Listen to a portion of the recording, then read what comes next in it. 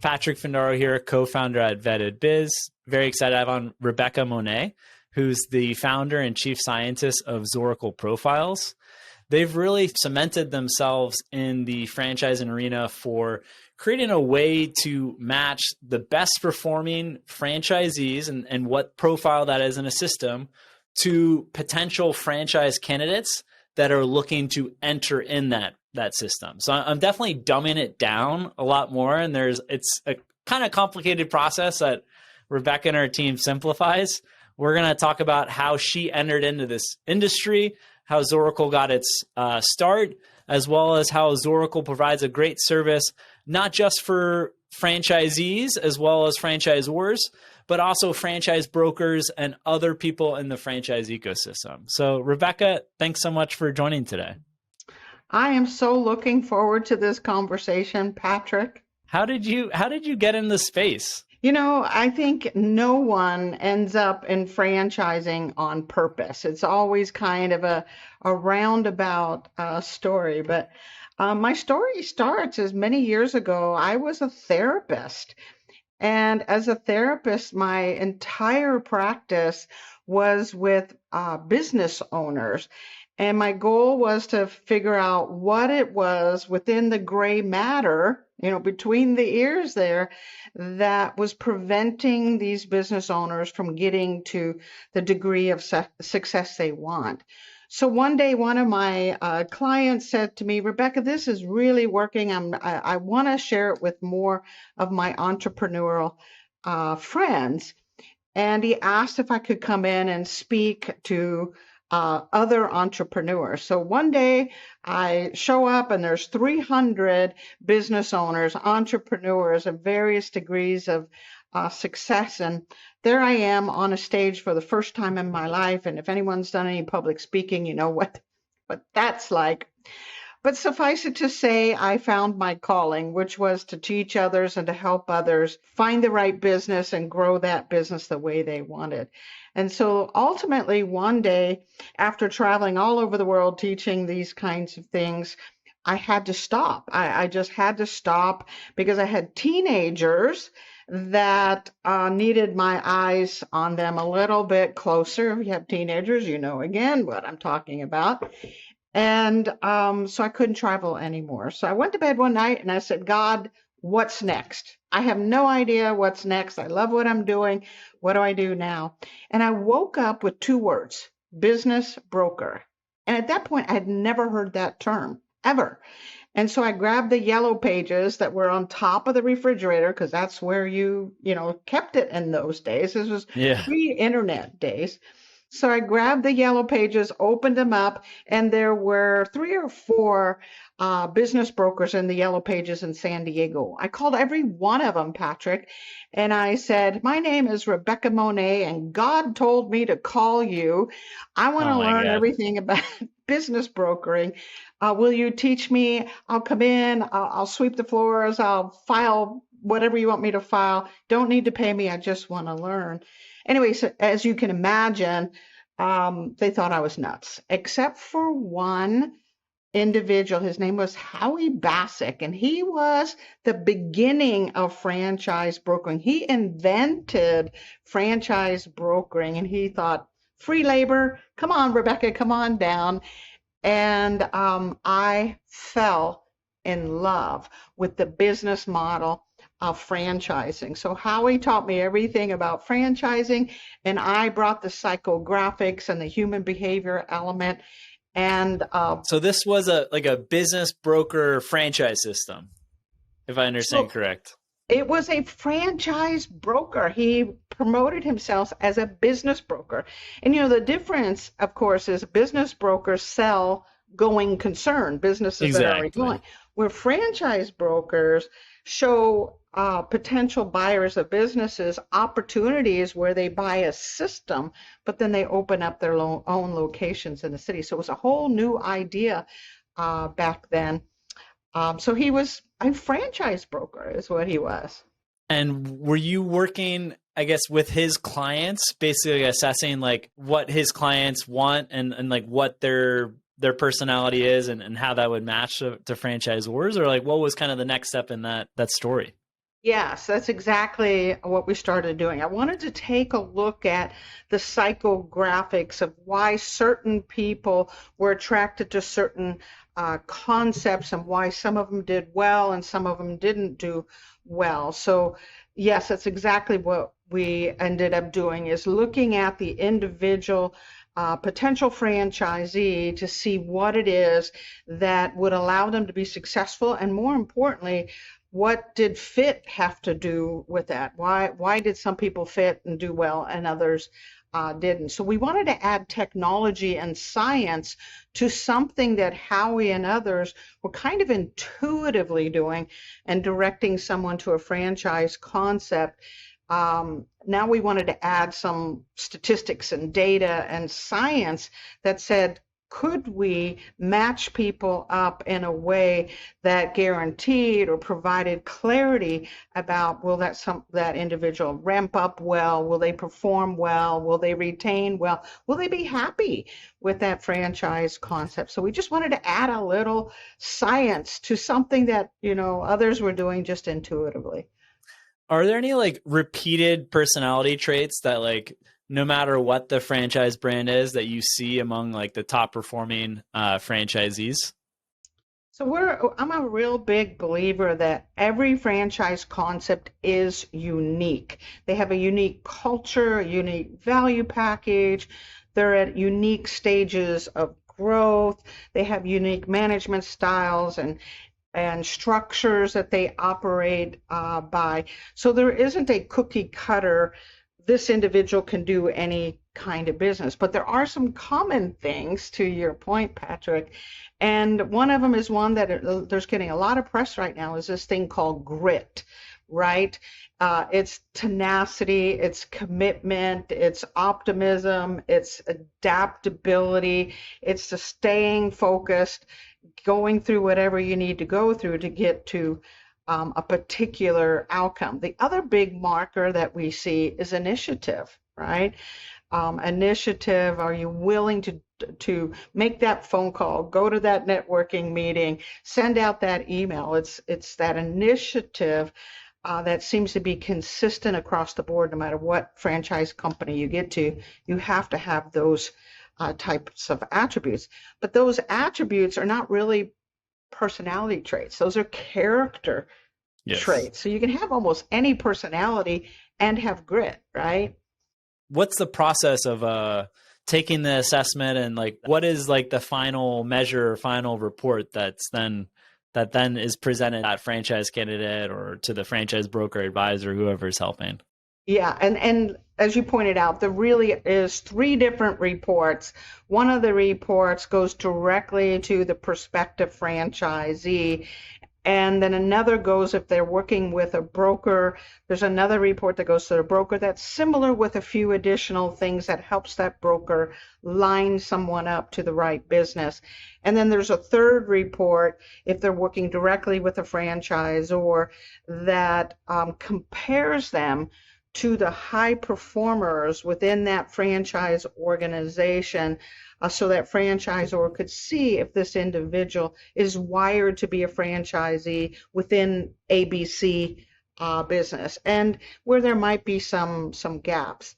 But the report that the prospective franchisee, the future business owner gets, includes 5 primary things. One is it looks at what drives, what motivates, it looks at the why this individual would be motivated to buy a business. Now, when you think about that, values and motives will ultimately determine how we spend our money, how we spend our time, how we spend our energy. So the more we know about our values and what drives us, the better, especially now that we're looking at franchise organizations. We want to make sure that that franchisor shares our values, because if they don't, it's like a marriage, right? They don't share. I mean, franchise agreements, I've seen anywhere 5 years to I interviewed a franchisor, 35-year franchise agreement. Exactly. That's a long time to be in a relationship with someone you don't see eye to eye on, right? So, and you can sell the franchise, but usually you can't sell it and recoup your money like for at least a few years. So you're in it for a while, and if you want to get your money back and then some. So you better be sure that there's going to be a match. Yeah, listen to Patrick because it's so true. So you want to make sure you're a fit, and values is one of the most important things, whether you're choosing a mate or you're choosing a business, it needs to align. The other thing you want to look at is where do you fit in terms of stage of growth. Franchisors go through predictable stages of growth. There are certain attributes within each stage that a franchisor is going to possess, and challenges that they're going to go through to get to that next level of growth. So some of us as business owners fit really well in those early stage concepts where we can be innovative, push the boundary, those kinds of things. And others of us fit much better in a later stage franchise concept where there's very strong brand equity and strong systems, right? That's kind of where someone else would fit. And then, of course, culture. You always want to look at culture, right, Patrick? Because, bottom line, if you're not a cultural fit, you're going to be miserable within that organization. And then, to give perspective, how many franchise candidates have completed Zorakle SpotOn business assessments, builders? Last time we checked, we were over at 90,000 people. 90,000. Wow. 90,000 since 2014 on this new system.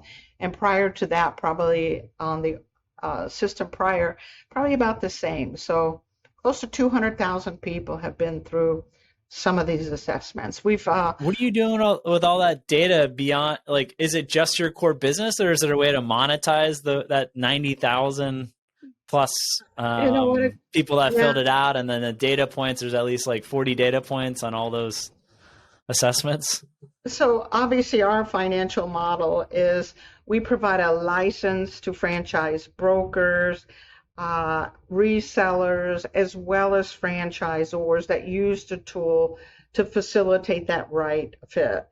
And it's a subscription-based model. The data itself is the non-personal information, meaning the emails and phone numbers and names. Zorakle does not own. The franchisor or the franchise broker or whoever is using the tool, that is private. That is their data. But the actual data, what stage of growth someone is, or what kind of core competencies they have, or, certain value markers, that we can use for just about anything. White papers, research papers. In fact, we work quite a bit with PhD students at the University of Texas at Arlington who parse the data and write their dissertations using their data. That's a nice combination. And I'm sure they can just spend so many hours digging through and kind of uncovering some potential correlations that you and your team are kind of skimmed through, you looked over because you were focused on other aspects of that information. Yeah, and it's interesting because these universities have AI, and they're able to look at the data in so many ways that even we don't look at. One of the dissertation students, we had two very recently, one was looking at the capacity to absorb information. So as a franchisee, as you grow, the franchisor is rolling out new systems and processes and products and services, and they were looking for a saturation point.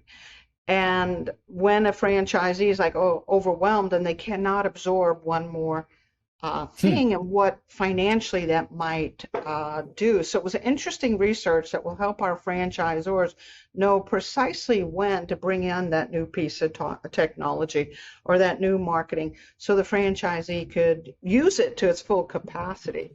We did another research project that was fabulous, one that I've been watching for quite a while, and that is around 4 leadership markers. And we would assume a franchisee has very strong leadership markers. But what we discovered is in franchising, if someone's leadership marker got over a particular score, their performance actually went down and their retention went down. So you can have too much leadership skills, which then has you butting heads with I could see that because, franchisor. the franchisor is ultimately deciding the strategy and vision for the collective brand. And you as a franchisee can give input to that as other franchisees are giving input to that. But at the end of the day, it's going to be the franchisor that decides the direction that they're taking the brand. Yeah, so you don't want to be too innovative or recreate things or get highly critical. You're a partner with your franchisor. So it's something we've Yeah, been it seems the watching. best ones that we've analyzed right now are like really divide and conquer, where the franchisor is handling marketing and potentially product, and then the franchisee is handling sales, client service, HR, and they kind of stay in their lanes and they both execute to a common goal. They're compatible, they're complementary to one another. We don't want to do as franchisees what a franchisor is great at, and we don't want the franchisor doing the things that the franchisee is good at. We want a healthy, strong, interdependent relationship. Some of the data, I gotta tell you, Patrick, is fascinating because we're starting to see, the Generation Xers and the millennials and even some of the younger folks starting to, want to come into franchising.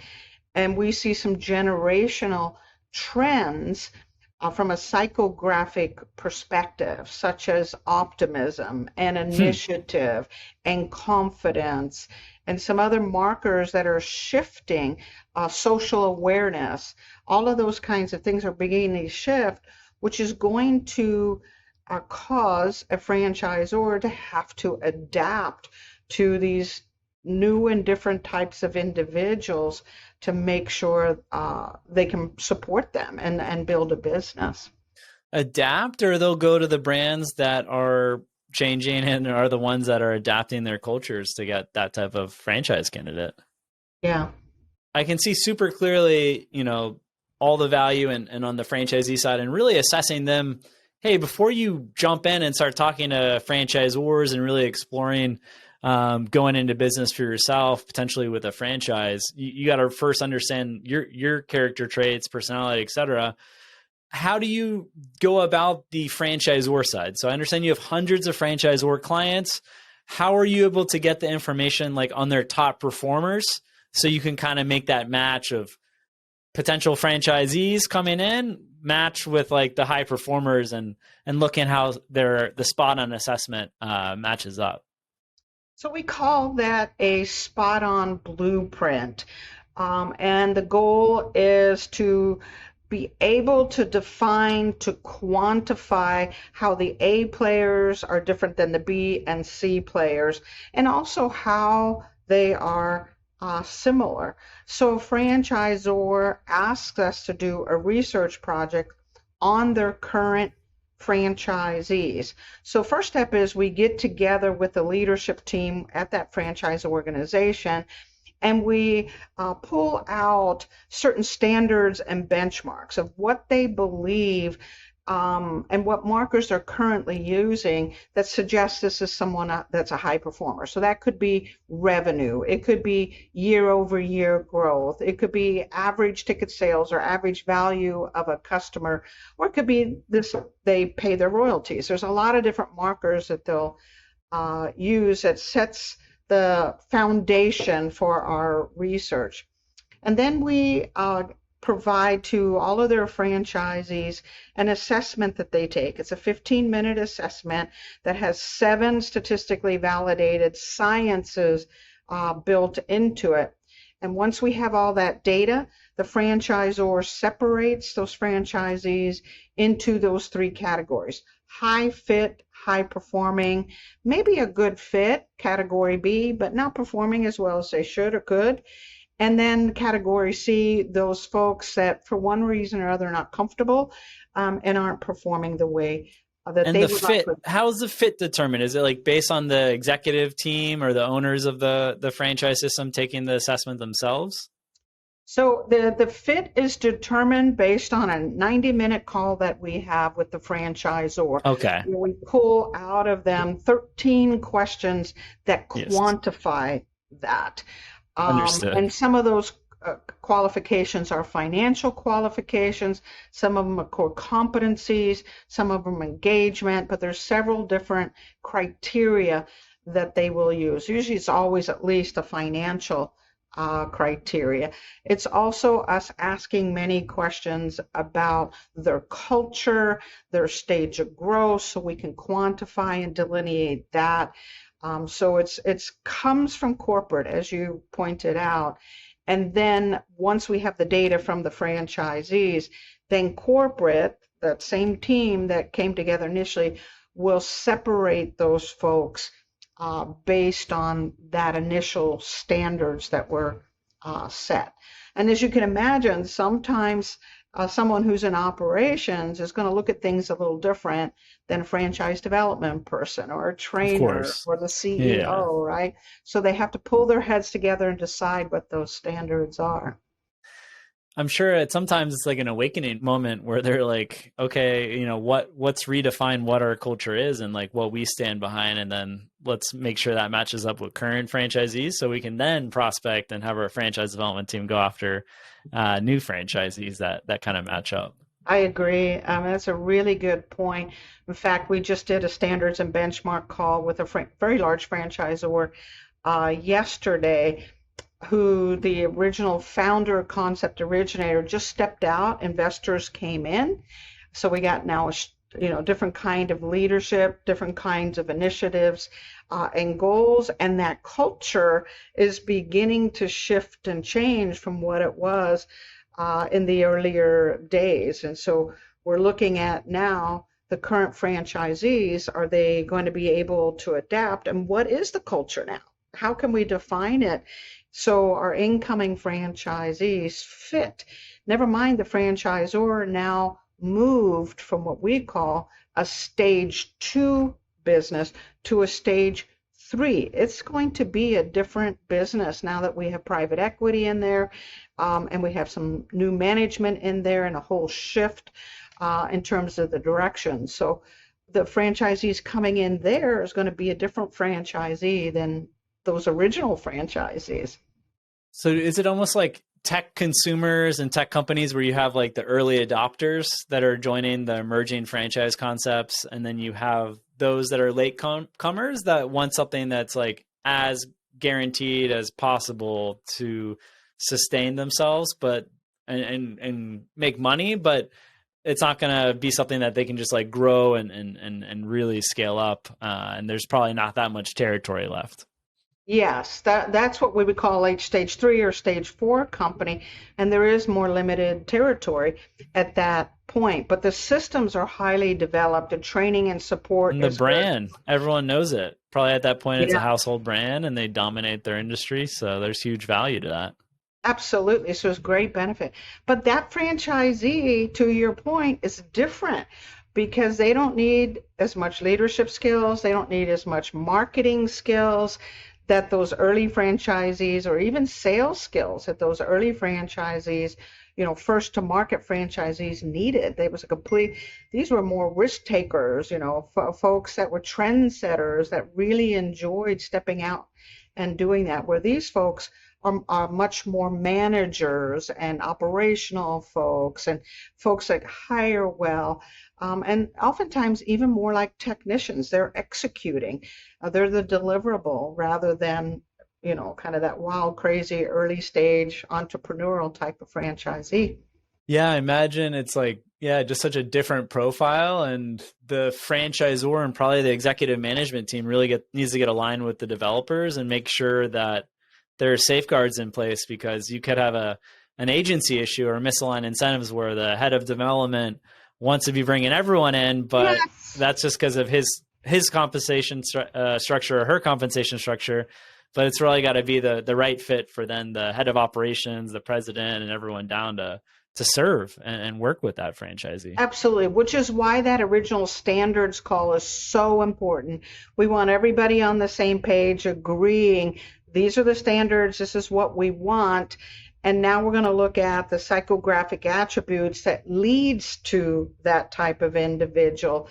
And then we're going to assess prospective franchisees and compare them to the high performers that meet those attributes. So the development team and the rest of the team also, but the development team is the first to receive back an eclipse report, called eclipse because it eclipses our prospect over the high performer algorithms and what causes someone to be successful. So they quickly get a report that says your candidate is an 87% fit, and then it breaks down in each of the sciences where there might be opportunity for growth or learning or training, or maybe the answer is this is not the right business for them. They may be a better fit elsewhere. But it's hard for the development person to walk away from a deal when their mortgage and commissions are dependent on it, right?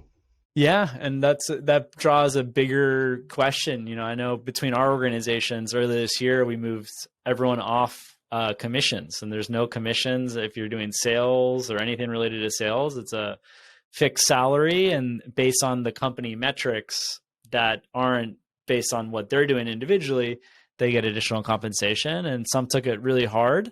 But they adapted. But I've heard a lot of companies that when they do that big change, that people leave, but it's usually for the best at the end of the day. I think that's very wise, Patrick, that the reward, whether it's a bonus or some kind of reward, is based on how well that franchisee does, right? So it's tied to unit level economics or some other way. So now the focus is on, I want the right person in the right location because their success equals my success. So it's a different kind of selection process. And we are seeing some of that already in the franchise space, where it's not all about, I got to make a commission to make my mortgage, so I'll let somebody slide through that may not be a good fit.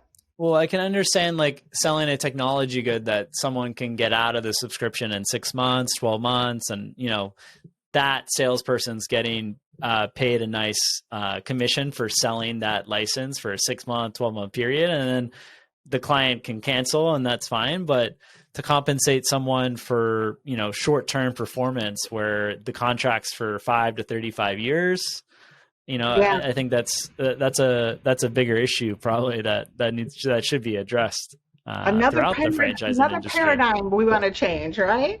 Yeah. And I agree. Getting back, I mean, to the Zorakle profiles. So you have thousands, nearly 100,000 on the franchisee candidate side. How many franchisors have you worked with over the years, or you're currently in some capacity working with? So I would say over the years, probably about 400 franchisors that we've done research on and that are clients that use the tool to screen, onboard, and support their franchisees. And they're all in all verticals, right? From retail to home base to food, you name it. It's all over the board. So we have the franchise brokers, franchisors, and then the franchisee candidates. If someone just went to the Zorakle website, they're not working with a franchise broker, they're not working with a franchisor, can they just sign up for your assessment, or it's kind of more they have to go through a broker or go through the franchisor to take it? So that's a really good question, because we rarely get a prospective franchisee hitting our website, because it really is directed more at the franchisor. They don't know about it, too. They don't know about it. They need to know about it, right?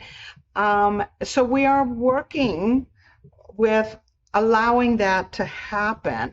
In fact, I may have shared with you offline that we have a few influencers that are in the world That's right. of personal growth, business growth, authors, podcasters that are now making the tool available as a way to look at yourself to see if you have what it takes to be a business owner. I mean, it's always about know thyself, right? So it's a great way to know thyself. And then you can decide what you want to do. You want to keep your corporate job. You want to entertain the idea of buying a business or a franchise, and then they're given an opportunity to talk to some franchisors and brokers. But Zorakle itself does not do that. We work so with I imagine others. like for the influencers, so this is interesting because you have the advisors, so they're helping people one-on-one, but some of these influencers, it's not just franchising, it's buying a business, starting your own business, and they're not just doing a one-to-one relationship, but I imagine they have thousands of people that are signing up for their courses or at least consuming their content, their video content and their courses. Yes. I mean, there's influencers with incredible areas of expertise. We work with an attorney whose expertise is immigration, E2, E5, bringing folks here to the U.S., and they need real estate and they need businesses to make all of that happen. So this is someone with expertise in the legal system and how to make that happen, who says, if you're going to consider business, we recommend you take this assessment. We have also an author. She's written 4 books on small business, and she actually looked for us saying, I need an assessment that helps those people that don't know what kind of business to get into, or even if they have what it takes to be a business owner, to discover that about themselves. So this is someone that has a database of over 1 million people, million subscribers, where she's regularly teaching them things about running a business and growing a business. And so her authority, her credibility, when she says, know thyself, take this assessment to see what direction you should go, or if you're where you need to be and what you need to do to grow to the next level. I like it. There's a lot of use cases for these business assessments. Rebecca, we'll be sure to leave in the show notes your contact information, the way to best get in contact with your firm, as well as a URL for Zorakle. But do you have any concluding thoughts for franchisees, prospective franchisees, and/or franchisors? So if you're someone considering business ownership, always start with yourself. Know what your strengths are, what your weaknesses are, what's important to you, where you're going to fit. Take a few minutes to discover that, and obviously the Zorakle tool will allow you to do that. That'll give you a better idea of what's going to be ideal for you. And of course, I recommend also for franchisors that don't go willy-nilly and taking every franchisee that has money and can fog up a mirror, but to truly understand who your ideal franchisee is by looking at your current franchisees and what's causing some of them to just boom, take off. You want franchisees that are going to ramp up well, that are going to perform well, that are going to validate well, retain well. That's what you're looking for, that are going to comply and leverage your systems. So find out why some of them are doing it well and others not so well. Let's discover what that is so you make wise and informed decisions about prospective franchisee. You'll do a service to your prospective franchisee, and of course your systems will grow and be solid just the way you want it. Very well said. So again, we'll be sure to leave the information to the best contact you, Rebecca, and really appreciate your time today. I thought it was super informative for anyone that's looking to get into franchising, to stay in franchising, or to grow their franchise system. Thanks, Patrick, for having me. I so enjoyed this conversation. You made me think about things I hadn't thought about for a while. No, it was fun. Appreciate it.